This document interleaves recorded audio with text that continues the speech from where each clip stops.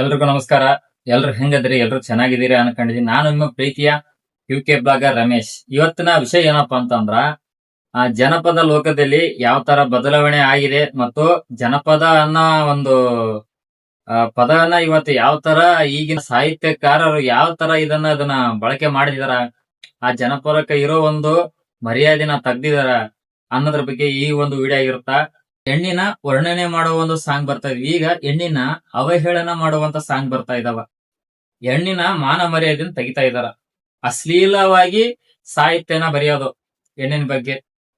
ನೀನ್ ನಂಗ ಬಿಟ್ಟು ಹೋಗ್ಬಿಟ್ಟೆ, ನೀನ್ ಅಂತವಳು, ನೀನ್ ಇಂತವಳು, ಹೇಳಕ್ಕಾಗಲ್ಲ ಆ ತರ ಒಂದು ಪದಗಳನ್ನ ಬರಿತಾ ಇದಾರ. ನಾನ್ ಅನ್ಕೊಂತಿದ್ದೆ, ನಾನು ಒಬ್ಬ ಬ್ಲಾಗರ್ ಆಗಿ ಈ ವಿಷಯದ ಬಗ್ಗೆ ಯಾರು ಯಾಕೆ ಮಾತಾಡ್ತಾ ಇಲ್ಲ. ಜನಪದ ಹೇಗಿದ್ವು ಅಂದ್ರ ಅವಾಗ ಶಬೀರ್ ಡಾಂಗೆ ಆಗಿರ್ಬೋದು, ಬಸವರಾಜ್ ಅವರು ಆಗಿರ್ಬೋದು, ಇನ್ನು ಹಲವಾರು ಜನಪದ ಗಾಯಕರು ಅದಾರ. ಅವ್ರ ಸಾಂಗ್ ಕೇಳಿದ್ರೆ ಇವತ್ತು ಮೈ ರೋಮಾಂಚನ ಹೋಗುತ್ತ. ಆಡಿದ ಮೇಲೆ ನಾವು ಹಾಡ್ಬೇಕ್ ಅನ್ಸುತ್ತ. ಅದು ಒಂದು 10ರಿಂದ 15 ನಿಮಿಷ ಏನಿಲ್ಲ ಅಂದ್ರು ಒಂದ್ ದಿನ ಆ ಸಾಂಗ್ ಮೈಂಡ್ ಅಲ್ಲಿ ಇರ್ತಿತ್ತು.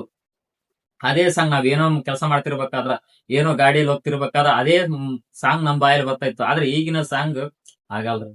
ಈಗಿನ ಜನಪದ ಸಾಹಿತ್ಯಗಾರರು ಯಾಕೆ ಸುಮ್ನೆ ಕೂತ್ಕೊಂಡಿದಾರ, ಇದ್ರ ಬಗ್ಗೆ ಯಾಕೆ ಮಾತಾಡ್ತಾ ಇಲ್ಲ ಅಂತ ನಾನು ಪ್ರಶ್ನೆ ಮಾಡ್ತಾ ಇದ್ದೆ.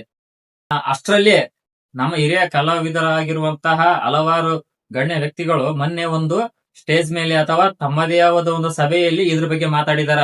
ಅದು ಸಹ ಇನ್ಸ್ಟಾಗ್ರಾಮ್ ರೀಲ್ ಅಲ್ಲಿ ಇವತ್ತು ಟ್ರೆಂಡ್ ಆಗ್ತಾ ಇದೆ. ತುಂಬಾ ಧನ್ಯವಾದಗಳು ಸರ್ ನಿಮ್ಮ ಒಂದು ಪ್ರತಿಕ್ರಿಯೆಗೆ. ಲೀಲ ಸಾಹಿತ್ಯ ಬರೆದಿರುವ ಸಾಂಗ್ ಹಚ್ಕೊಂಡು ಹೋದಾಗ ಹೆಣ್ಮಕ್ಳಿಗೆ ಮುಜುಗರ ಆಗತ್ತ. ಜನಪದ ಅಂದರೆ ಸಂಸ್ಕೃತಿಯನ್ನ ಉಳಿಸುವಂತದ್ದಾಗಿರಬೇಕು ಹೊರತು ಸಂಸ್ಕೃತಿಯನ್ನ ಹಾಳು ಮಾಡುವಂತದ್ದಲ್ಲ. ಜನಪದ ಸಾಹಿತ್ಯ ಎಂಬುದು ನಮ್ಮ ಸಂಸ್ಕೃತಿಯ ಒಂದು ಭಾಗ. ಅದನ್ನ ಹಾಳು ಮಾಡೋರಿಗೆ ನಾವು ಯಾವತ್ತು ಸಪೋರ್ಟ್ ಮಾಡಲ್ಲ. ಒಂದು ಮೋಸ ಮಾಡಿದಾಳ ಅಂತೇಳಿ ಅವ್ರಿಗೋಸ್ಕರ ನೀವು ಅಶ್ಲೀಲವಾಗಿ ಒಂದು ಸಾಹಿತ್ಯನ ಬರೆದು ಅವಳಿಗೆ ಕ್ರೆಡಿಟ್ ಮಾಡ್ತಾ ಇದ್ದೀರಾ. ಅವಳ ಮಾನ ಮರ್ಯಾದೆನ ತೆಗಿತಾ ಇದ್ದೀರಾ. ಹೆಣ್ಣಿನ ಒಂದು ಗೌರವಕ್ಕೆ ಧಕ್ಕೆ ತರುವಂತ ಸಾಹಿತ್ಯವನ್ನು ನೀವು ಬರಿತಾ ಇದ್ದೀರಾ, ಬರೆದು ಜನರಿಗೆ ತಲುಪಿಸ್ತಾ ಇದ್ದೀರಾ.